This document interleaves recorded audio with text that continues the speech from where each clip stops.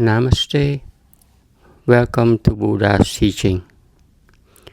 Today we're talking again about the mind. As we all know, Buddha's teaching is about the body, the form, and the mind. Right? The mind is nama and the body is rupa, the form.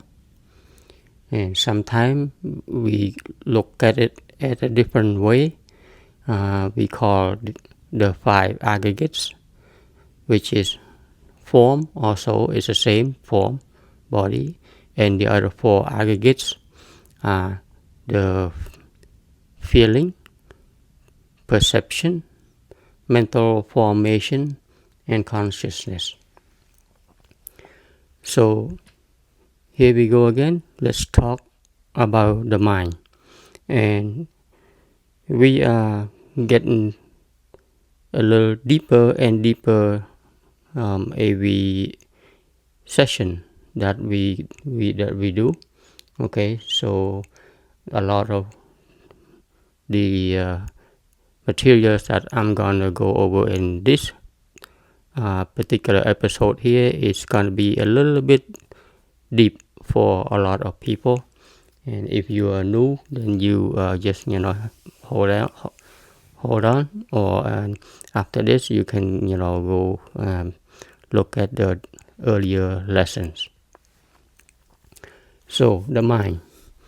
The question that I have today is that for most of us, we say for most of us ordinary people, lay people, we look at ourselves and we identify ourselves with the body and the mind, right? It's my body and my mind. Okay, so your mind, my mind, all right, our mind.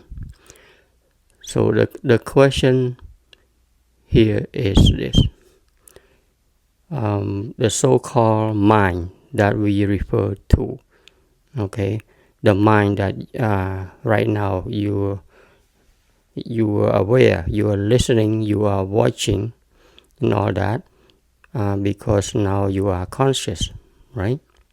So, and now there's a sense of you sitting there, listening or watching. So there's a sense of you there, and that you is normally is referred to as I, right? And that is the mind. What is receiving the information there is the mind, right? So what exactly is that mind? Okay. If we ask ourselves the question about the mind, can we point out, okay, to exactly where the mind is? Where does the mind reside? Okay, so there are a lot of people, but mostly there are three answers to this question. Okay, when people ask where is the mind, right? Can you find where the mind is? Where does it reside? So a lot of people would say the mind resides in the head, right? In the brain. Okay, and there are other people who would say that the mind resides in the heart. Okay, because that's where the feelings and the emotion arise. So the mind is in the heart. And the third answer is that the mind is the whole body, right? The mind is the whole body. So from head to toe, that's where the mind is, the whole thing. That's where the mind resides. So there are three answers to that question, right? Where is the mind? So can anyone pinpoint exactly to where the mind is? Nobody can. Okay, but they can say it's in the brain or the head or in the heart or the whole body. So where is it? as you sitting there listening, ask yourself, where exactly is the mind? You also can't seem to pinpoint where it is, but you understand I'm talking to you, right? That part is that much you know, that much you are aware. You are also aware of your surrounding, uh, the temperature, right, or the comfortable or not where you sit. That much you are aware. That much you know. Okay, but when it comes to answering the exact question where your mind is, you can't really answer, and that is because the mind does not exist anywhere. Okay, so that would be the answer. The answer is the mind does not exist anywhere. So how can we verify that that the mind does not exist anywhere? So all three answers earlier that we talked about, all three answers are not correct, because the mind does not exist anywhere in any particular place. It does not reside in any particular part of the body, or inside or outside or anything. So exactly where is the mind, or what is the mind, right? So in order for us to look into that, first we need to understand what are the different pieces of the mind, right, that we come to be aware of right here. So the mind has to do with our six senses, right? Okay. So we have the mind that is associated with our vision, with our eyes. Okay. So a portion of our mind has to do with our eye, has to do with our vision. Okay. So we have eye, we have objects, and we have light. Okay. Then we have contact. Boom. There's eye consciousness. Okay. So that is one part of the mind. Okay. And then we have our ears. Our ears is also another part of our mind. Okay. So we have the drum, the eardrum inside, and the sound wave that comes to into contact with the eardrum, right? And with that we have hearing consciousness. So hearing consciousness arise based on condition that our eardrum works or function properly. Okay, at the proper energy level, and there's sound wave that comes into contact. So we have the ear consciousness. Okay, the hearing consciousness, and which is part of our mind, right? So we have six senses. So the same goes with smelling, our nose. Okay, with odor, with smelling, it comes to touch with the senses inside the nose that bring us the smell of things. And now we have smelling consciousness, that we can tell what the smell of smoke, of food or whatnot. Okay, so that is one part of our mind, right? So our mind is comprised of six parts, right? Because we have six senses. Okay, we have eyes, ears, nose, tongues, or taste buds. Okay, the physical body, the form, and also the mano or the chitta, right? or the central CPU that we also call a mind also. Okay, but that mind is a part of the whole mind that we are talking about.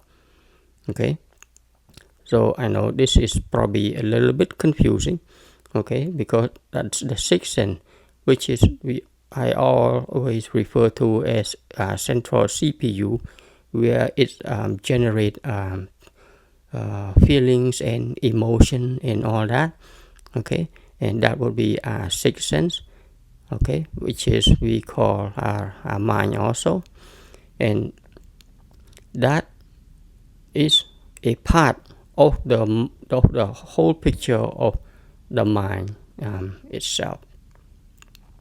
So there you go. So that is the architect of our mind. Okay. So at least we have to get that down pat to understand that that's what a mind is. A mind is comprised of those six senses. Okay, and they all have to have proper condition in order for each of those mind that associate with those senses to arise. Okay, so let's say the mind that is related, that is associated with the taste bud, with the tongue, that mind arise due to the taste bud is working properly. Okay, it's not numb, or it's not malfunction like during COVID. People cannot taste or cannot smell, right? So when it functions properly, it's still in good condition, and it has food or water, and the mind that associated with the taste buds have this become conscious of what it is that it has contact with. So that is the part of the mind. So the mind, a whole mind, is comprised of those six parts right there. All right. So now that we know the architecture of our mind, okay, and then we can break it down a little bit further. Okay, so these are the six elements of our mind, and all these six elements, they work together, all right, simultaneously, at of course different speed, but they work very fast at a speed that is beyond recognition. So it seems like it seems like there's nothing moving, but in actuality, the mind is running at the speed of light. And why do I say that? It's because, for example, vision. The light comes into our eyes, that and our mind that is associated with the vision interpret that the object, okay, become conscious of the object that the eye come into contact with. So the eye is able to interpret the object which is coming into the eye at the speed of light, and it it sends a signal to to the brain and to the heart. It's also at the speed of electricity, because the current, the nervous system that is running inside our whole body, that is conducting through all our nerves and veins and blood, they run at the speed of light. Okay, it's pretty fast. So because of the immense speed that the body is able to process, it becomes so what you call like it's like an illusion that we're not aware of, that all these things happening. We seem to we seem to to to to see that these things are not moving at all, but in the ultimate reality, the light that is falling onto our eyeballs is constant, right? Is constant at the speed of light. Just for example, if you turn off the light, you know right away that the light turns off, it becomes dark, and you turn on the light, boom, it's right there. So, but when we are conducting our lives, we don't think about that, right? We just go with whatever that we can see, but we never stop to think that what we see is coming into our eyeball at the speed of light. It's like we got bombarded with lights all the time, right, throughout our waking moment. But so the eyeball is incredible, that it's doing the interpretation of the objects that it encounter, that it receive, right? So that is the condition. So the mind that is associated with vision, with the eye, that is based on what condition? The condition required is the eyeballs that work properly, that function properly, right? It requires object, okay?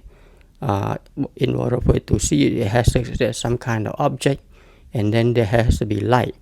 So when the light shines on the object and it reflects into our eyeballs, boom, eye consciousness arises, right? So that is the condition for our vision. There are three things involved. That's why, so we call our mind is a conditioned mind. Conditioned mind, that's what it means. It means that the mind arises based on condition. Okay, if the condition is not met, there is no mind. So, for example, the mind that has to do with vision, if the condition is not met, which means, for example, your eyes are not working, which is blind, that's one, or there's no light, that is another condition, right? Or there is no object, that is another condition. Okay, so if not all three are there, the mind that has to do with the vision is not there, right? So that would be the conditional mind that has to do with our eyes, and that goes the same way to all the six senses. Okay, everything is conditional. All right, everything is conditional, and I'm sure you can understand this part is because if you sit back a little bit and think about this, and you will come to the agreement that yes, it is conditional. Okay, for hearing without sound wave, there is no hearing consciousness. So the mind that has to do with hearing would not be there. Okay, so there we go. Now you know that our mind is consisted of 6 parts, right? That makes it up to become the mind. Okay, and so this is why we call it a conditioned mind. The mind that has to have right condition in order for it to arise. So where is the mind then? Okay, so the mind does not reside anywhere, but the mind arises based on condition. You see, now that would be the answer. The mind does not arise anywhere. Okay, But the mind arises based on condition. When condition is there, the mind arises.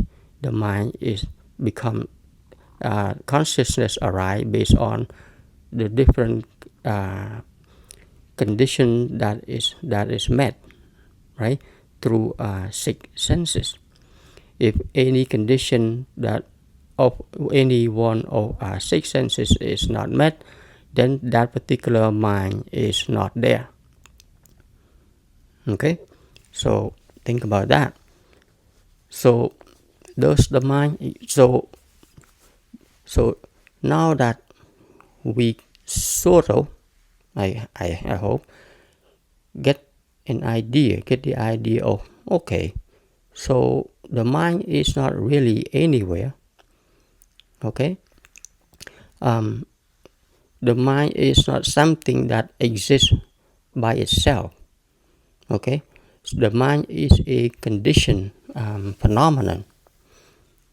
Okay, the mind is a conditioned phenomenon. When we wake up, the mind arises based on the different senses that comes awake, right? When we open our eyes, when we wake up, so now the mind that has to do with our eyes become conscious. Okay, so when we go to sleep, all our consciousness go to sleep, take a rest, all the senses go to sleep, then the mind just disappear. See, that is why we call it, the mind is a conditioned mind, because the mind does not exist anywhere. Okay, so now that would be the answer. The mind does not exist. Okay, yet it arises based on condition.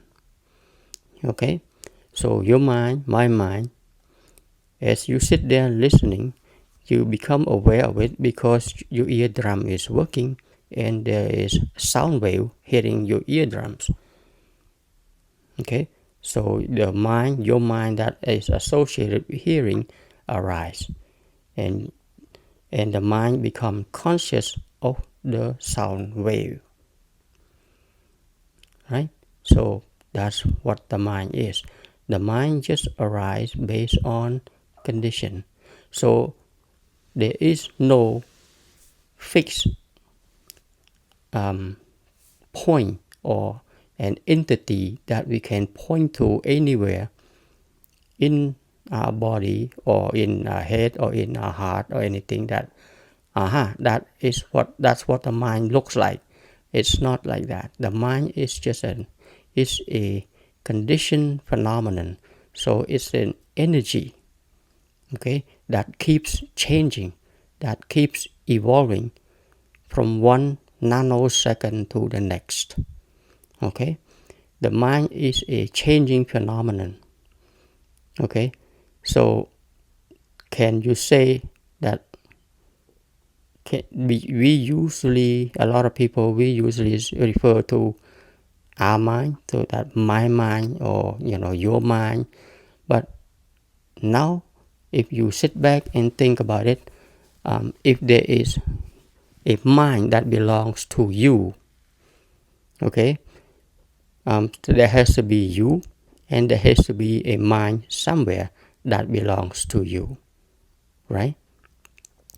But the mind is something that you cannot pinpoint to, you cannot hold on to. It's not an independent entity or anything.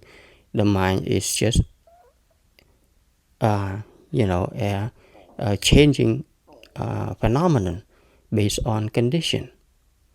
There's nothing to hold on to, right? So the mind that you are having right now, okay, the mind that is experiencing right now, that mind is always new. Okay, that mind is always new. The mind that you experienced 1 minute ago or a few seconds ago, 1 hour ago, that mind is gone. Okay, every single nanosecond that we are experiencing, everything is new. But can we know? Can we feel it? Do we understand it? Do we realize it? We don't.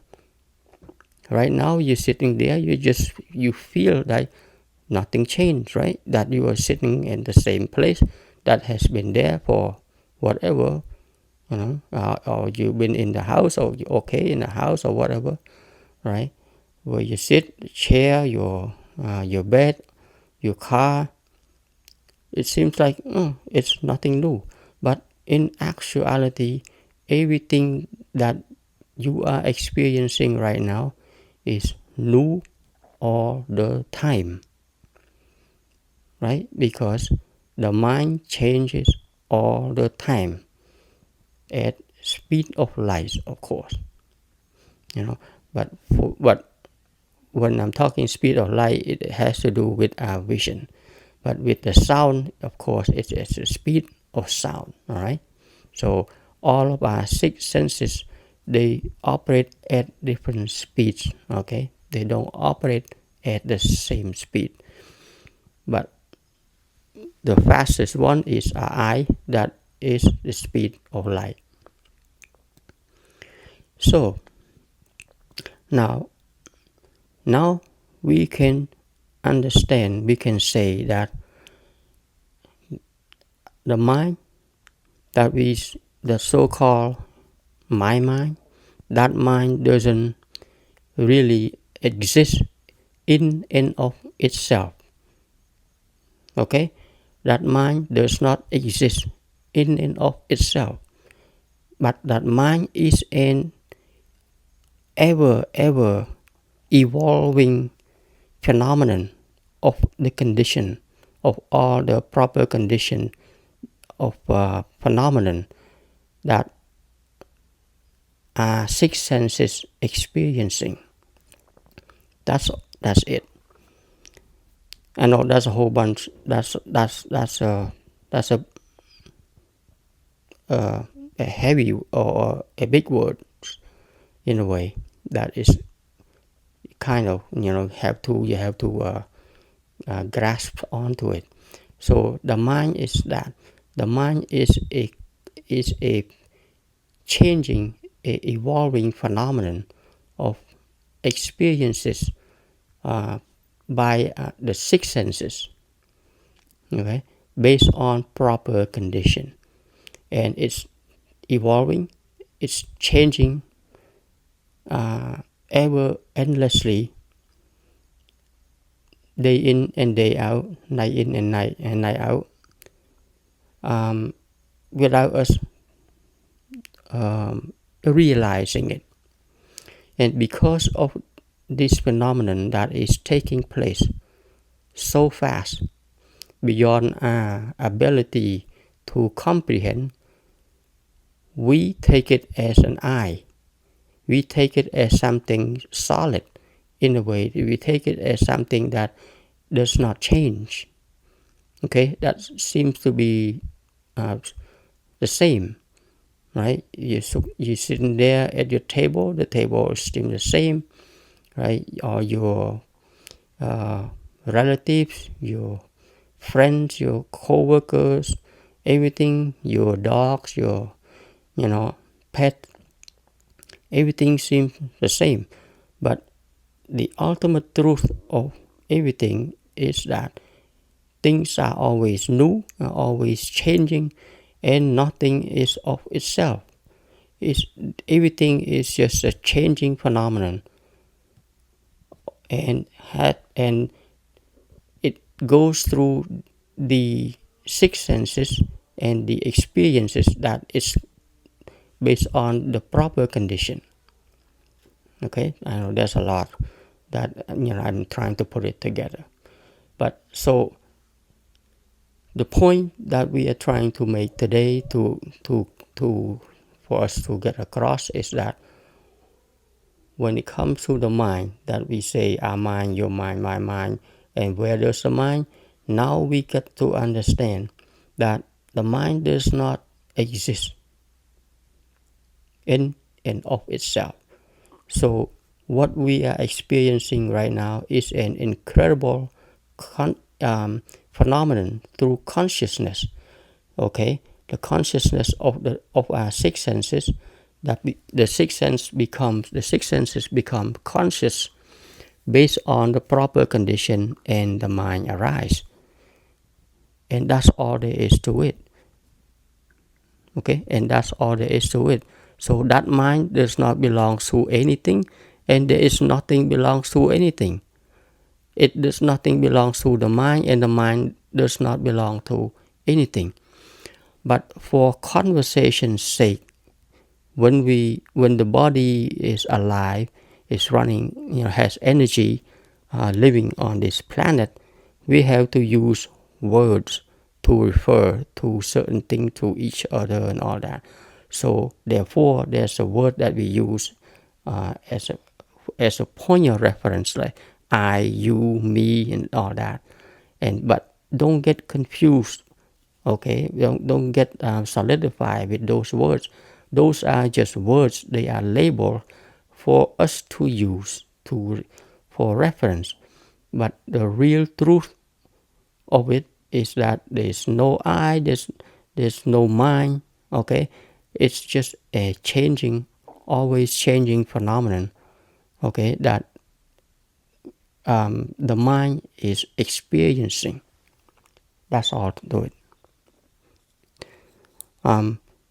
Once we can realize that, once we can understand that, then we can see the more we able to break down, the more we able to dissect and analyze the form, the body, and the mind, the more we become less clinging to ideas and opinions. Okay, to this mind, right? To this I, to this mind, me. It it it lessen the effect of the solid identity of I, which we often refer to as ego. Okay, the ego is is is like a solid thing that the mind, the ego mind, is trying to project itself as something that it exists. That's the ego mind. But in actuality, the mind does not exist. Okay, that's why the Buddha taught about non-self, right? There is the self anywhere, you can't find it. So the self, of course, the ego mind refer to the self as itself as the body, of course, and the mind, right? My body and my mind, that's me. So that thinking is the thinking of the ego mind, of the self mind. Okay, and that is an illusion that the ego mind is putting on us, on people. Okay, but the awakened mind is the mind that realize that the mind does not exist. That is an awakened mind. Okay, and from there, then when the mind is awake to itself, then the mind becomes less clinging, have less attachment. Okay, and when the mind has less attachment, has less clinging, then the mind is a little bit more liberated, and it has less suffering. Then the mind that is less clinging, it has less suffering, right? And it's easier for that awakened mind to let go of things instead of holding on to whatever, because everything, the awakened mind understand that everything is happening anew all the time. Whatever happened is already gone, and the new experience is happening right now, right? So then the awakened mind start to learn to let go of all the things that already happened. So with this analysis, you can see for yourself that the mind does not exist by or of itself independently. It arises by condition, according to condition. When condition's not there, the mind's not there. So when that is the case, where are we? Where is you? Who is it that we normally refer to as I? Since the mind that we normally identify ourselves with does not exist, which means you never exist. Okay? For most of us, most of the people, people identify themselves with the body and with the mind, right? So with the dissection, with the analysis of the body and the mind, as we break them down, we can see that there isn't an I, quote unquote, a self-I anywhere to be found. Okay, so this is really deep science, but it's a science of the mind. For the body, as we know, even in today's medical school and all that, we all know that when physicians, they dissect people, dissect frog, and they look through the microscope and all that, and all the way to the molecule and atoms, then there isn't a particular thing anywhere that can be found as an I. So the body is just an accumulation, is the combination of different kinds of molecules and atoms, right? That makes up the physical body. So since that's the case, the body and also the body is always changing, okay, according to law of nature. So the physical body is always changing. The mental activity, the mental formation, the mind itself is always changing. So there is no single entity or something that exists as an independent I that you can hold on to, that say, okay, that's I, that never change. There is not such a thing, right? So the I that the ego refer to all the time is an elusive I, okay, the I that never exists, right? But in the conventional term, yes, we can use it, we can look at it, and we can say, you and me and I and all, everyone, we can refer to that. But in the ultimate reality, there isn't a you, there isn't a me, okay? So everything here is an experience, okay, that happened. The mind is an evolution of experiences that go through the six senses. Okay, so the six senses interact with the different objects in the world, in the universe, and voila, there's a show. Okay, so in another word, life itself is just like a show. All right, it's an elusive show that we are experiencing it, and we are playing that show day in and day out without knowing, and we become mistaken with the actor, with the actress that we are playing as somebody, and we are confused that somebody is true, is real, is there. But in actuality, it's always changing. The characters is always changing. Okay, so this is a big show, and at the end of the show, when the show is wrapped up, we all leave empty-handed. There's nothing left behind. Once the character is done, the physical body is done, the show is over, there's nothing. Okay, that's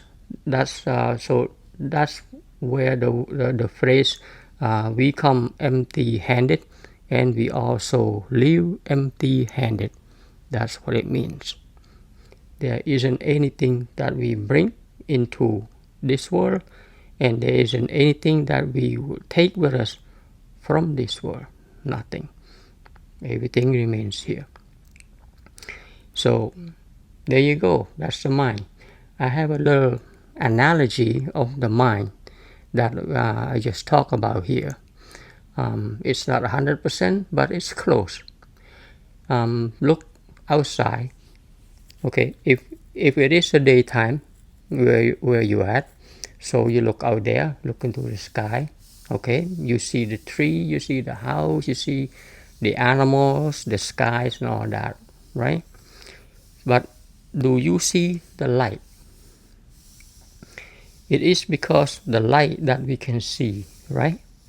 So we know that light is there, okay, during the daytime.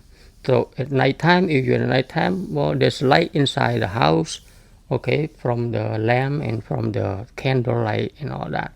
But just for, conversation's sake here, let's talk about daytime. So during the day, you look around, you see, right? You see the car, you see motorcycle, you see people, you see everything, okay? But we are able to see because there's light, right? But do you see light? Okay, so that's the question. Do you see light? We don't, right? You don't see light. You see objects, okay? You see object, you don't see light. But light is there. Light is everywhere, right? And in order for light to happen, there has to be condition, correct? What is the condition? What are the conditions for light to happen, right? There has to be the sun, of course, the source, the big ball of fire, and there has to be this earth here, and the earth has to evolve, has to rotate, right? From the dark side to the bright side to see the sun. So this condition that has to be there in order for us to experience daytime. So light is there, right? But light is, of course, conditioned. If there is dark cloud, then there's less light. So it's conditioned, but we all know that light is there. The same thing is with our mind. The mind is similar to that. The mind is not anywhere or everywhere at all, but the mind arises when condition is met, right? Then the mind is there. Okay, like right now you are experiencing thing, the mind is there based on proper condition. If the condition is not satisfied, the mind is not there. Okay, so that is just a little analysis that hopefully you can understand it a little bit. I'm just trying to figure out different way to convey the message.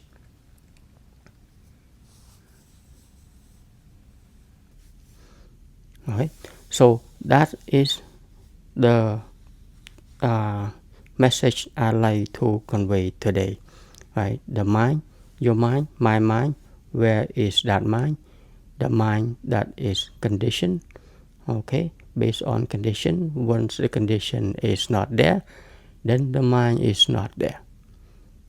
Okay, so in another word, there is no independent mind entity. It's just a phenomenon. that is happening. Alright, so that is one good part of the teaching. Right, so hopefully you get something out of this one. Until next time, I like to pay respect to the triple gems. I like to pay respect to the Buddha. I like to pay respect to the Dharma. And I like to pay respect to the Sangha. Namaste, everyone.